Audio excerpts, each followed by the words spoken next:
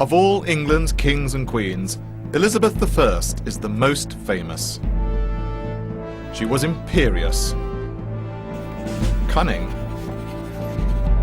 sexy, ruthless, and feminine. She's become the star of movies, books, television.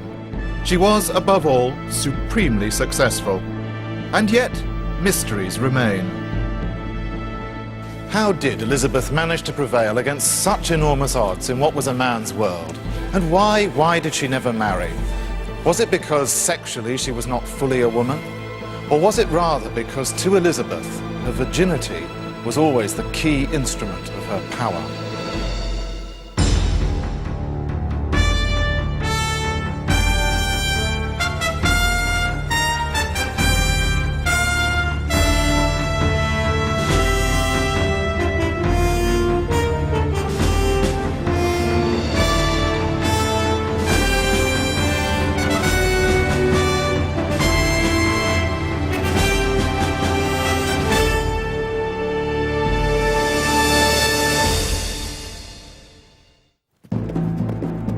On the 17th of November, 1558, a messenger set out from London for Hatfield House in Hertfordshire.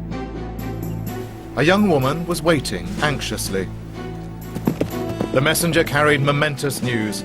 6 hours earlier, his loyalty was to the Catholic Queen Mary. Now she was dead, and the country was ruled by a Protestant queen, Elizabeth. Elizabeth was the daughter of King Henry VIII by his second wife, Anne Boleyn. Now, Henry's marriage to Anne had been bigamous. He was still in the process of detaching himself from wife number one, Catherine of Aragon. So, strictly speaking, Elizabeth was illegitimate. And, strictly speaking, the illegitimate had no right to succession. The birth of Elizabeth, a girl, had been a dreadful blow to Henry. He'd felt sure that where his first marriage had failed, Anne would bring him a male heir.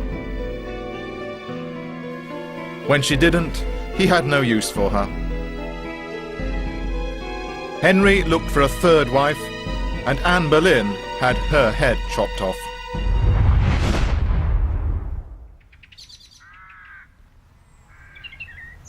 Elizabeth was only 3. She never got to know her mother. She grew up mainly here at Hatfield House to the north of London, with her own little circle of ladies-in-waiting and tutors.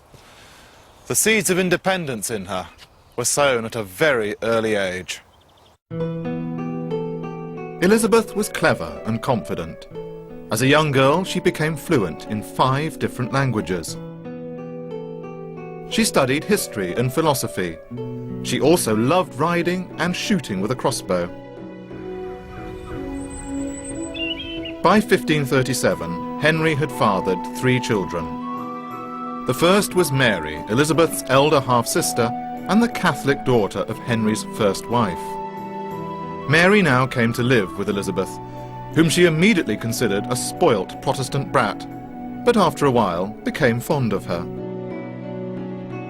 Then they were joined by their younger brother, Edward, who, like Elizabeth, was Protestant, the son of their father's third wife, Jane Seymour.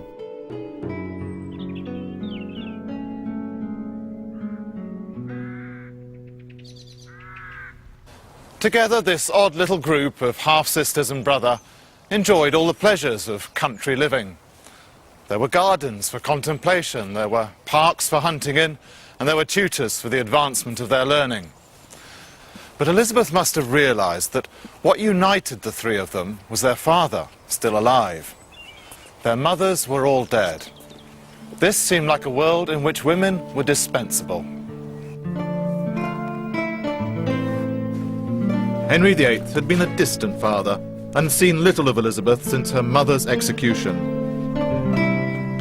By 1544, he was a man in decline, dealing with the mess of his, by now, 5 disastrous marriages. He began to feel it was time for reconciliation.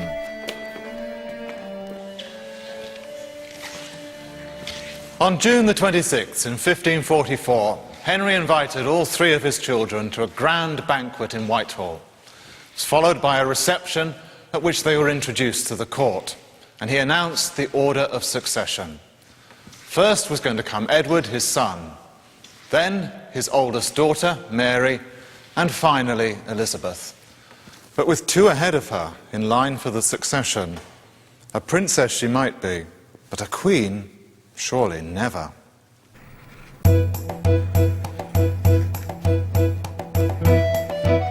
Henry was at last taking a fatherly interest in Elizabeth, and she responded.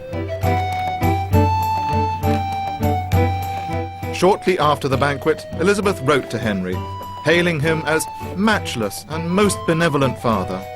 She said she was determined to be not only an imitator of his virtues, but indeed an inheritor of them. She was only 12 years old,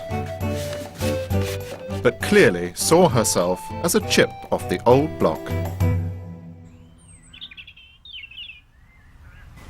3 years later, her father died, and his young Protestant son Edward came to the throne.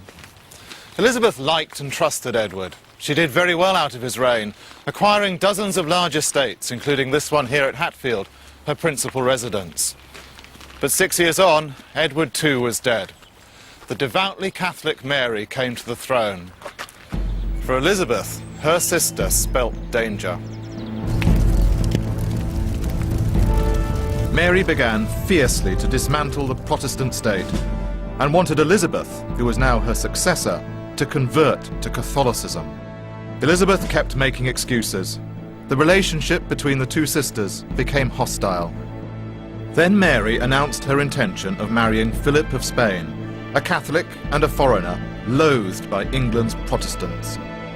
Whether she liked it or not, Elizabeth now became the Protestants' rallying point and a threat to Mary. Insurrection was in the air.